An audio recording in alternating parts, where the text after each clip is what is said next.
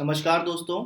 जैसा कि आपको पता है, पिछले वीडियो में हमने केंद्रीय मंत्रिपरिषद पर चर्चा की थी। तो आज हम उसी चर्चा को आगे बढ़ाएंगे और केंद्रीय मंत्रिपरिषद पर कुछ सवाल करेंगे। और आगे बढ़ने से पहले जान लीजिएगा, अगर कोई ये वीडियो देख रहा है तो डिस्क्रिप्शन जरूर देखिएगा। वहां पर आपको अनअकैडमी ऐप का लिंक दिखाई देगा। उस ऐप को डाउनलोड करना है और डाउनलोड करके यूपीएससी सीएससी जीएस गोल अपना सेलेक्ट करना है। वहां पर वरुण पचौरी सर्च कीजिएगा, मेरा नाम सर्च कीजिएगा वरुण पचौरी।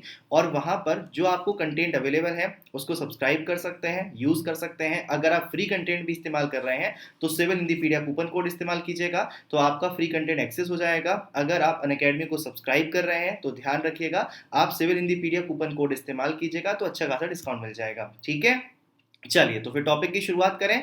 तो चलिए भाई, टॉपिक की शुरुआत करते हैं। आज का टॉपिक है हमारा केंद्रीय मंत्रिपरिषद। चलिए भाई, तो क्या है देखते हैं। आज का पहला सवाल, भारतीय संविधान के निम्नलिखित प्रावधानों में से कौन सा प्रावधान मंत्रिपरिषद की नियुक्ति और पदच्युति को विवेचित करता है। यहाँ पर चार ऑप्शन है। Option A article 54, option B article 61, option C है आर्टिकल 74, ऑप्शन डी है आर्टिकल 75। अब यहाँ पर हमसे पूछा क्या गया है, हमसे पूछा गया है मंत्री परिषद के अपॉइंटमेंट के बारे में, यानी कि उनकी नियुक्ति कैसे होती है, और मंत्री परिषद के जो लोग हैं उनको पद से हटाने के बारे में। तो ये हमको किस आर्टिकल में मिलता है। जैसे अगर हम आर्टिकल 54 की बात करें तो आर्टिकल 54 में क्या मिलता है। आर्टिकल 54 में हमें राष्ट्रपति का निर्वाचन मंडल देखने को मिलता है। और वहीं अगर आर्टिकल 61 की बात करें तो आर्टिकल 61 में हमें राष्ट्रपति पर महाभियोग देखने को मिलता है। और वहीं अगर हम 74 की बात करते हैं तो आर्टिकल 74 में कहा गया है कि भारत का राष्ट्रपति प्रधानमंत्री के नेतृत्व में मंत्रिपरिषद की सलाह पर काम करेगा। और वहीं अगर हम आर्टिकल 75 की बात करते हैं तो आपको याद होगा 75 में कल हमने क्या पढ़ा था। मैंने आपको बताया था, यहां पर कहा गया था भारत का राष्ट्रपति प्रधानमंत्री का अपॉइंटमेंट करेगा और प्रधानमंत्री की सिफारिश पर अन्य मंत्रियों की नियुक्ति करेगा। देखेंगे आर्टिकल, देखिएगा भारतीय संविधान का आर्टिकल 75 मंत्रियों के बारे में अन्य उपबंध, इसमें कहा गया है प्रधानमंत्री की नियुक्ति राष्ट्रपति करेगा। यानी कि हमको ये तो पता चल गया कि प्रधानमंत्री का अपॉइंटमेंट कौन करेगा, राष्ट्रपति करेगा। लेकिन अन्य मंत्रियों की नियुक्ति कैसे होगी। अन्य मंत्रियों की जो नियुक्ति है वो राष्ट्रपति प्रधानमंत्री की सलाह पर करने वाला है। यानी कि अन्य मंत्री कैसे आएंगे, वो राष्ट्रपति के द्वारा अपॉइंटमेंट किया जाएगा उनका। और ऐसे में राष्ट्रपति अपने मन से अपॉइंटमेंट नहीं करेंगे बल्कि प्रधानमंत्री की सलाह पर करेंगे। तो हमने क्या पढ़ा, हमने ये पढ़ा कि नियुक्ति का प्रावधान तो हमको 75 में देखने को मिलता है। अब सवाल ये है इनकी पदच्युति का यानी कि पद से हटाने का प्रावधान कहाँ देखने को मिलता है। तो आर्टिकल 75 का दूसरा हिस्सा देखिएगा, जहां पर क्या लिखा गया है, लिखा गया है मंत्री राष्ट्रपति के प्रसाद पर्यंत अपने पद धारण करते हैं। इसका मतलब क्या हुआ, इसका मतलब ये हुआ केंद्रीय मंत्रिपरिषद के जो सदस्य हैं अर्थात जो केंद्रीय मंत्री हैं वो राष्ट्रपति के प्रसाद पर्यंत अपना पद धारण करते हैं। यानी कि केंद्रीय मंत्रिपरिषद के जो सदस्य अर्थात मंत्री हैं व्यक्तिगत तौर पर किसके प्रति उत्तरदायी होते हैं, व्यक्तिगत तौर पर भारत के राष्ट्रपति के प्रति उत्तरदायी होते हैं। तो ऐसे में क्या भारत के राष्ट्रपति यहां पर किसी भी मंत्री को जब चाहे तब हटा सकते हैं। नहीं बेटा, ये कॉन्सेप्ट ऐसे काम नहीं करता है। यहां पर कॉन्सेप्ट कैसे काम करता है, राष्ट्रपति यहां पर प्रधानमंत्री की मर्जी से मंत्री को हटाने का काम करते हैं। अब भाई साहब, हमने एक चीज जानी थी, कल मंत्रिपरिषद डिस्कस की थी। मंत्रिपरिषद एक टीम है ना, वो टीम की तरह काम करती है, टीम की तरह परफॉर्म करती है। तो भाई टीम में सही खिलाड़ी होने चाहिए, ये जिम्मेदारी प्रधानमंत्री की तो है। मान लीजिए प्रधानमंत्री को किसी मंत्री का काम पसंद नहीं आया या उनके साथ विचारों में मतभेद है, तो सबसे पहले प्रधानमंत्री जी उनसे कह देंगे कि भाई आप अपने पद से इस्तीफा दे दीजिए। अगर वो अपने पद से इस्तीफा नहीं देते हैं तब क्या होगा, तब प्रधानमंत्री क्या करते हैं, राष्ट्रपति जी से कहेंगे कि आप इनको इनके पद से बर्खास्त कर दीजिए। तो कुल मिला के चाहे हम प्रधानमंत्री की यहां पर सिफारिश की बात करें तो सिफारिश नियुक्ति में भी लग रही है और सिफारिश हटाने में भी लग रही है। यानी कि मंत्रियों का जो अपॉइंटमेंट है वो राष्ट्रपति करते तो हैं पर करते हैं प्रधानमंत्री की सिफारिश पर। यानी कि बेटा भारत में केंद्रीय मंत्रियों की जो नियुक्ति की जाती है वो राष्ट्रपति प्रधानमंत्री की सलाह पर करते हैं। और वहीं अगर हम इनको पद से हटाने की बात करें तो पद से कौन हटाता है, पद से राष्ट्रपति हटाते हैं, पर राष्ट्रपति अपनी मर्जी से नहीं बल्कि प्रधानमंत्री की सिफारिश पर हटाते हैं। ठीक है, यानी कि केंद्रीय मंत्रियों को पद पर नियुक्त करना और पद से हटाना दोनों काम राष्ट्रपति करते हैं, पर राष्ट्रपति प्रधानमंत्री की मर्जी से करते हैं। कौन सा आर्टिकल कह रहा है, भारतीय संविधान का अनुच्छेद 75। अब चलें अगले सवाल की तरफ।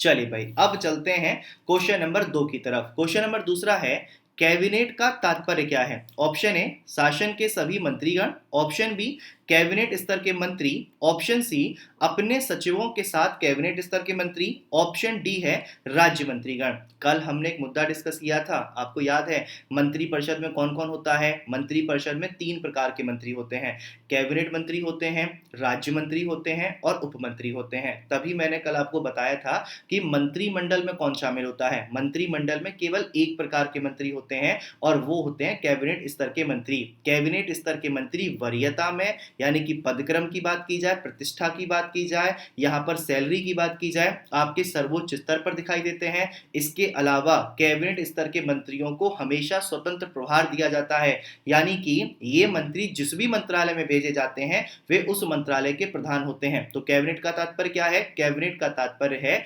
यहाँ पर कैबिनेट स्तर के मंत्री से। ठीक है भाई, चलें अगले सवाल की तरफ। चलिए अब चलते हैं अगले क्वेश्चन की तरफ। क्वेश्चन नंबर है हमारे सामने तीसरा। मंत्रिपरिषद और मंत्रिमंडल के संदर्भ में 2 कथन है। पहला स्टेटमेंट, मंत्रिपरिषद शब्द का उल्लेख संविधान के मूल स्वरूप में किया गया है। और दूसरा स्टेटमेंट है, मंत्रिमंडल शब्द का उल्लेख संविधान के मूल स्वरूप में किया गया है। ऑप्शन ए केवल एक सही है, ऑप्शन बी केवल 2 सही है, ऑप्शन सी 1 और 2 सही है, ऑप्शन डी उपरोक्त में से कोई सही नहीं है।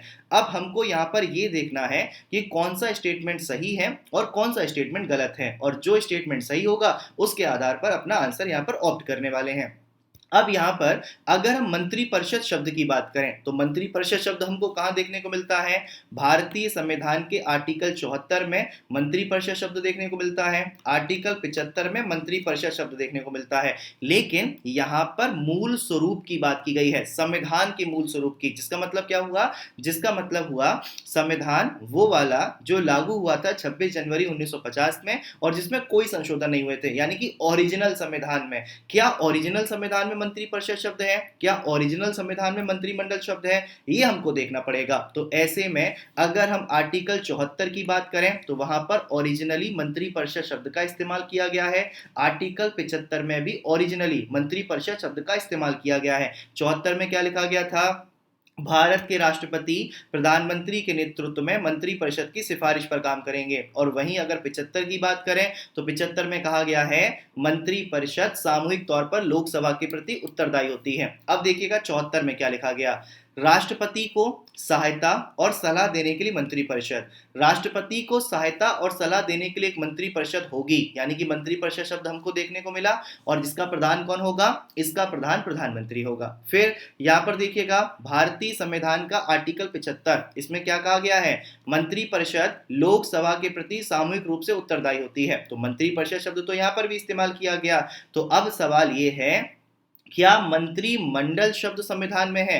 तो बेटा मंत्रिमंडल शब्द भी संविधान में है। और किस आर्टिकल में है? आर्टिकल 352 में है। ये आर्टिकल आपका राष्ट्रीय आपातकाल से संबंधित है, जहां पर ओरिजिनली जो है आपको मंत्रिमंडल शब्द देखने को नहीं मिलता है, लेकिन इसको कब जोड़ा गया? 44 में संविधान संशोधन अधिनियम 1978 के माध्यम से आर्टिकल 352 में मंत्रिमंडल शब्द को शामिल किया गया है। देखेंगे आर्टिकल 352 राष्ट्रीय आपातकाल से संबंधित है और यहाँ पर कहा गया है, यदि राष्ट्रपति को यह समाधान हो जाता है कि गंभीर आपात विद्यमान है जिससे युद्ध या बाह्य आक्रमण या सशस्त्र विद्रोह के कारण भारत या उसके राज्य क्षेत्र के किसी भाग की सुरक्षा संकट में है, तो वह उद्घोषणा द्वारा संपूर्ण भारत या उसके राज्य क्षेत्र के ऐसे भाग के संबंध में जो उद्घोषणा में विनिर्दिष्ट किया जाए इस आशय की घोषणा कर सकेगा। क्या कहा गया है? यहाँ पर भारत के राष्ट्रपति राष्ट्रीय आपातकाल की घोषणा युद्ध के आधार पर, बाह्य आक्रमण के आधार पर या सशस्त्र विद्रोह के आधार पर कर सकते हैं।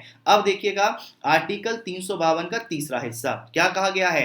राष्ट्रपति खंड 1 के अधीन उद्घोषणा या ऐसी उद्घोषणा में परिवर्तन करने वाली उद्घोषणा तब तक नहीं करेंगे जब तक संघ के मंत्रिमंडल का, देखिए मंत्रिमंडल शब्द इस्तेमाल किया गया, जब तक कि संघ के मंत्रिमंडल का यह विनिश्चय की घोषणा की जाए उसे लिखित रूप में संसूचित नहीं किया जाता है। यानी कि भारत के राष्ट्रपति राष्ट्रीय आपातकाल की घोषणा कर सकते हैं, लेकिन मंत्रिमंडल की लिखित सिफारिश पर। यह प्रावधान किया गया 44वें संविधान संशोधन अधिनियम 1978 के माध्यम से, और इसी के माध्यम से पहली बार मंत्रिमंडल शब्द का इस्तेमाल किया गया भारतीय संविधान में। और यहाँ पर मंत्रिमंडल का एक्सप्लेनेशन क्या लिखा गया है, अर्थात उस परिषद का जो अनुच्छेद 75 के अधीन प्रधानमंत्री और मंत्रिमंडल स्तर के अन्य मंत्रियों से मिलकर बनती है। ठीक है, अब एक बार सवाल देखें। चलिए भाई, एक बार सवाल देखिएगा। मंत्रिपरिषद शब्द का उल्लेख संविधान के मूल स्वरूप में किया गया है। स्टेटमेंट आपका एकदम सही है। ठीक है, दूसरा स्टेटमेंट देखिए, मंत्रिमंडल शब्द का उल्लेख संविधान के मूल स्वरूप में किया गया है। स्टेटमेंट गलत है। ओरिजिनल संविधान में मंत्रिमंडल शब्द का प्रयोग नहीं किया गया था। अगर हम मंत्रिमंडल शब्द की बात करें तो मंत्रिमंडल शब्द का इस्तेमाल किया गया है आर्टिकल 352 में, और वो भी जोड़ा गया 44 में संविधान संशोधन अधिनियम 1978 के माध्यम से। तो इस क्वेश्चन का आंसर क्या होगा, इस क्वेश्चन का आंसर आपका ए होगा। ठीक है, चलिए भाई, तो अब चलते हैं अगले सवाल की तरफ। क्वेश्चन नंबर चौथा है, संविधान में मंत्रिमंडल शब्द का एक ही बार प्रयोग हुआ है। कहां पर हुआ है, 352 में, 74 में, 356 में या 76 में? अब बताइए। इस क्वेश्चन का तो आंसर अब आपके लिए बहुत आसान हो गया। हमने पूरे संविधान में मंत्रिमंडल शब्द को कहां देखा, भारतीय संविधान के आर्टिकल 352 में देखा। लेकिन क्या 352 में ये ओरिजिनली मौजूद था? 352 में ओरिजिनली मौजूद नहीं था, इसको बाद में जोड़ा गया 44 में संविधान संशोधन अधिनियम 1978 के माध्यम से। ठीक है भाई, तो संविधान में मंत्रिमंडल शब्द कहां मिलता है, आर्टिकल 352 में। ठीक है, तो भाई उम्मीद करते हैं आपको ये वीडियो बहुत अच्छा लगा होगा। तो इस तरीके के वीडियो आपके पास आते रहें तो वीडियो को लाइक कीजिएगा, शेयर कीजिएगा, चैनल को सब्सक्राइब कीजिएगा। इसके अलावा ठीक है, अगर आप अनअकैडमी को सब्सक्राइब कर रहे हैं तो ध्यान रखिएगा, कूपन कोड लगाइएगा सिविल हिंदी पीडिया, CIVILHINDIPEDIA। तो सिविल हिंदी पीडिया कूपन कोड इस्तेमाल करेंगे, आपको अच्छा खासा डिस्काउंट मिल जाएगा अनअकैडमी पर सब्सक्रिप्शन पर। इसके अलावा डिस्क्रिप्शन में सारी डिटेल दी गई है, मेरी प्रोफाइल की डिटेल भी है, क्लासेस की डिटेल भी है, और अनअकैडमी ऐप का लिंक भी है। तो अनअकैडमी ऐप को डाउनलोड कीजिएगा, प्लेटफॉर्म पर आइएगा, वहां पर और मजा आएगा। ठीक है, तो खुश रहिएगा, ध्यान रखिएगा, ख्याल रखिएगा। अब मुलाकात होगी हमारी अगले वीडियो के साथ। धन्यवाद, थैंक यू सो मच, ख्याल रखिए।